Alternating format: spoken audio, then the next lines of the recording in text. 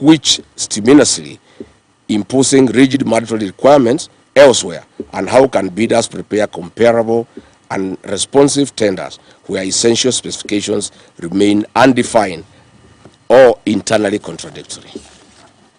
Why did the IBC require a tender security of 30 million shillings while failing to disclose sufficient information regarding the quantities, commercial scope, estimated procurement value, or the budgetary basis necessary to demonstrate compliance with Section 61 of PPADA, and how are bidders expected to assess commercial risk under those circumstances? Finally, given that the Constitution requires procurement to be fair, equitable, transparent, competitive, and cost-effective, what safeguards did IBC implement during the drafting stage to ensure that no manufacturer's proprietary, architecture, certification profile, or product ecosystem, including that associated with the middle systems, was embedded into the mandatory specifications in a manner that excluded otherwise qualified competitors? Kenyans should also be made aware that William Ruto's captured parliament has deliberately delayed the passing of the Elections Amendment Bill 2024 that contains provisions that touch on technology. Specifically, the bill proposes that the supplier of KIMS technology must grant IBC intellectual property rights and ownership over the system. Senate passed the bill, but it has been pending in the National Assembly. We all know why. It is also not lost on Kenyans that recent changes in the ownership of Delaru Kenya Limited is directly linked to the ongoing electoral fraud that will be deployed in August 2027. Delaru Kenya Limited is a security printer with the technical capacity to print election materials locally. I am persuaded that William Ruto's recent investment in Delaru Kenya Limited is part of the rigging game plan that has now been put into play. No wonder, despite all the indications from independent scientific polling and intelligence assessment that show a William Ruto loss, he is confident that he'll whitewash any opposition and extend his kleptocracy for a further 5 years. Vulnerable and defective electoral voting technology threatens electoral transparency and the credibility of an electoral process.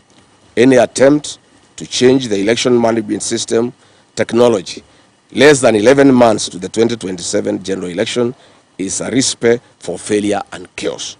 The real mischief of IBC, as directed by William Ruto, is to interfere with the voter register during the digital migration of data from the smartmatic KIMS to the middle technology kits. This they intend to do the last minute so that there is no room for corrections. This will cause massive vote rigging and voter suppression in some areas. Good people, that is what we needed to say about the harassment of small-scale traders in LPG gas trade and the attempt to bring this technology from South Korea that has failed everywhere, and specifications are tailor-made. And I've been told that the technology will cost 6.5 billion, up from the 4 billion the current system is charging, creating a 2.5 billion bribe to the IBC commissioners and their cronies. Kenyans must resist this. Finally, I want to say, I want to go to Kikuyu constituency. The last time I was there, Kimani Ichung'wah unleashed violence on the people of Kikuyu, and the police were part of that violence. I'm told Kimani Ichung'wah was having a meeting this morning at 5 a.m. with the Dagoretti South MP, Mheshimiwa Kiarie, to plan on how to attack the people of Kikuyu. I want to ask the Inspector General of Police, Douglas Kaja, to provide security to that meeting, and his officers should not be part of violence that as they were last time. In fact, after goons were unable to attack our meeting the last time we were in Kikuyu, it is the police themselves who attacked our meeting. And I've been saying police have become goons. Kikuyu police station is a scene of crime. The OCS there, Mr. Mulwa, is the chief goon and works with Kimani Ichung'wa to cause violence against the people. So we'll be in Kikuyu this afternoon, and we ask the AG to provide security. We ask the OCS Kikuyu not to unleash violence against innocent people. Kenya is a democracy. To let people have their meeting and sell their agenda. After we leave, Kimani Ichung'wa can have another meeting tomorrow or the day after and sell his agenda. And you know, Kimani Ichung'wa is also very busy. Coercing my church, the PCA, to go and meet William Ruto. He is trying to organize with the Secretary General of PCA 2,000 church leaders to go and meet William Ruto at State House to take bribes. They want 300 million to pay some loans the church owe, and each participant want to be bribed with some 20,000 shillings. So instead of raiding our meetings, you know, take time to work on the PCA delegation. Go and, you know, mobilize PCA church leaders, take them to State House to be bribed. And we asking our PCA clerics as a member of the church, please just go and take the money. The matter is there. We as members will not be persuaded by yourself that even if William Ruto through bribery persuades you to back him and to support him, we as members of the church will not be moved, will not be persuaded. So good people, I want to thank you for coming. I know we were with you yesterday. I did not give this information because I didn't have the full details, especially on the IBC. It was very, very critical that Kenyans know exactly what is happening. So I want to thank you for coming. And I'll see you when I come back after a while. In the meantime, to tell Kenyans what is happening. I'll be off completely myself. Kenyans have come to trust me. You know, previously, leaders in the opposition will be given privileged information of a confidential nature, and they use it to trade with the government to get money and other favors. Rigathi G is a patriot.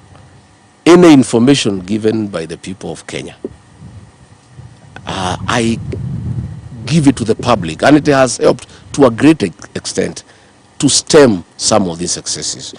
This information has been given to me by officials within IBC. This tender was tailor-made. The specifics were made in a way, the specs, that nobody else can win this tender other than this South Korean. And you'll see.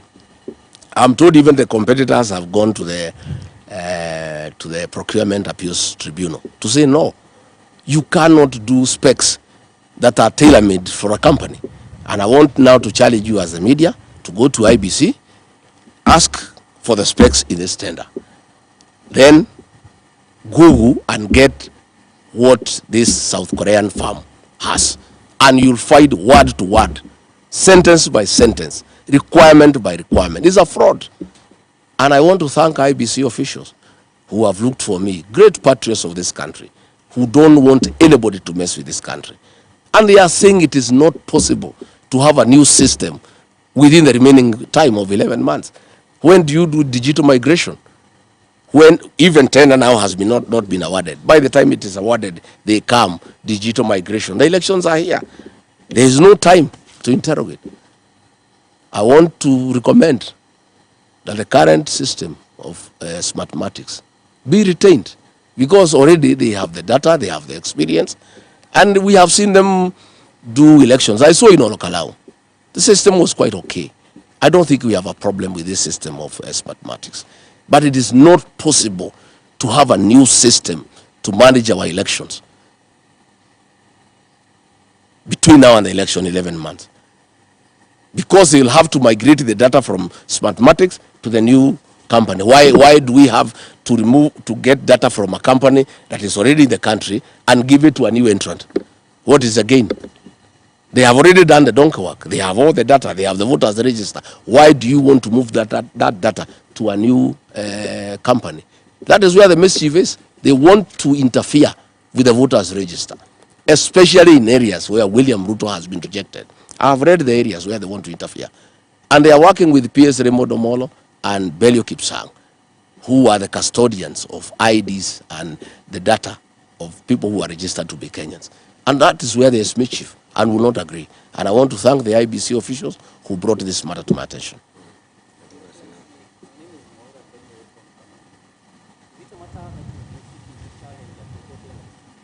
Yes, we'll see how it goes. If they insist of awarding this tender to this company, we'll challenge it, because it's not going to happen. We will not allow it.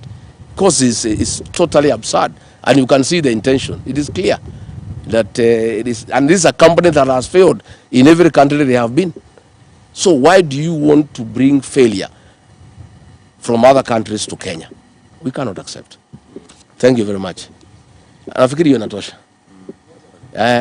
Ndio. Yes.